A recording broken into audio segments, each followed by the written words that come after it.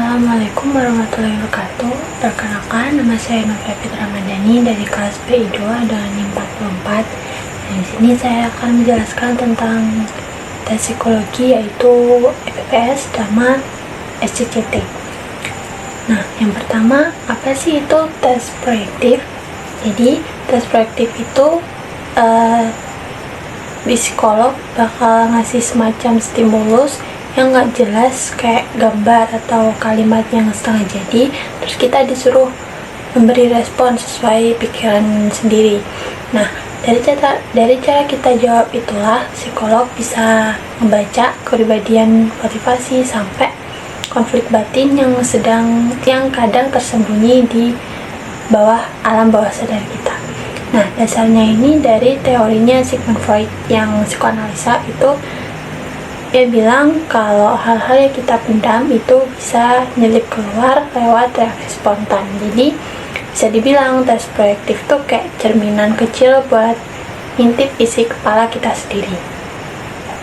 Nah, untuk yang selanjutnya itu ada EPPS, yakni Edward Personal Preference Schedule. Yakni EPPS ini dibuat sama Alan L. Edwards tahun 1954, dan dasar teorinya itu kebutuhan milik Henry Murray need. Jadi tujuannya itu untuk melihat kebutuhan psikologi seseorang, tapi bukan kebutuhan kayak makan atau tidur gitu, beda, bukan kebutuhan kayak gitu, lebih ke hal-hal kayak achievement, order, terus autonomy, exhibition, dan lain-lain. Itu totalnya ada 15 menit. Nah, cara kerjanya gimana? Nanti akan ada 225 pasang pernyataan dan dua-duanya itu positif, tapi cuman boleh dipilih satu aja yang paling cocok sama diri sendiri. Kayak contoh, saya suka jadi contoh pernyataan pertama A, saya suka jadi orang yang dikenal banyak orang. Lalu yang pernyataan kedua B, saya suka menyelesaikan tugas dengan baik.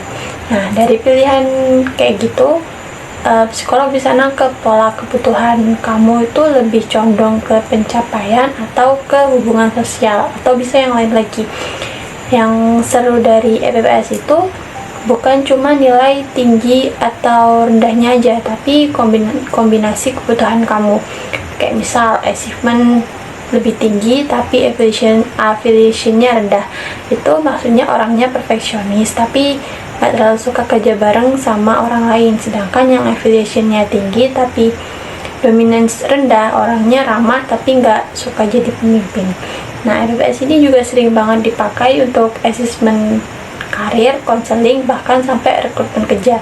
Jadi psikolog bisa tahu orang ini kerjanya itu lebih cocok di bidang yang apa. Lalu untuk yang selanjutnya kita akan bahas SCCT, yaitu Sentence Complete Text Test. Nah, ini kalau PPS tadi kan pilih-pilihan, kita suruh pilih pernyataan, salah satu dari dua pernyataan. Nah, kalau SCCT ini bebas, soalnya kamu bakal dikasih satu kalimat yang belum selesai, terus diminta buat lanjutin kalimat itu pakai kata-katamu sendiri, terserah mau isinya apa. Contoh, saya merasa bahagia ketika titik-titik-titik. Nah, itu titik-titik tersebut bisa diisi dengan apapun yang baru muncul pertama kali di pikiran kita sendiri. Lalu juga ada contoh yang paling saya takutkan adalah titik-titik-titik. Lalu ibu saya biasanya titik-titik-titik. Nah, dari situ psikolog bisa nangkep banyak hal, gimana kamu lihat diri sendiri, hubungan sama orang lain, cara kamu mikir tentang masa depan, bahkan cara kamu menghadapi masalah.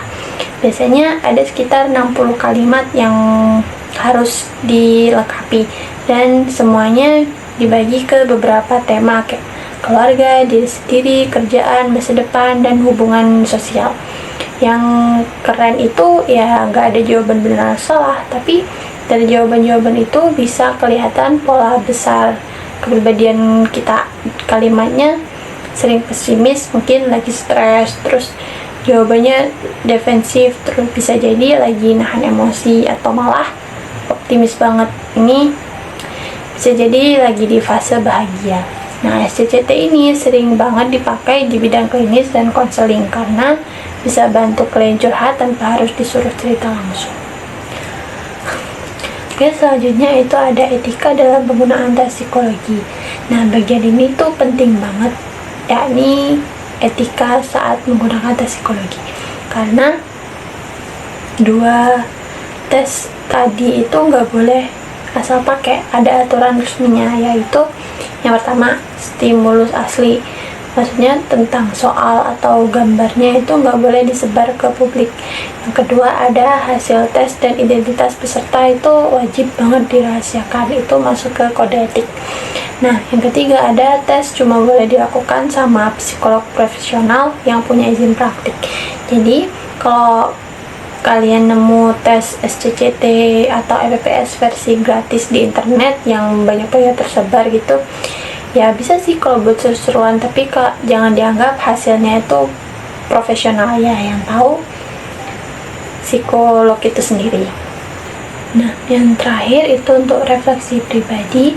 Kalau aku pribadi itu ya suka sama kayak tes EPPS sama SCCT, karena kadang lewat tes kayak gini itu kita bisa menemukan hal-hal yang selama ini kita nggak sadari, kayak oh ternyata aku tuh butuh pengakuan ya, atau ternyata kayak aku tuh ternyata sering ngerasa nggak cukup banget gitu.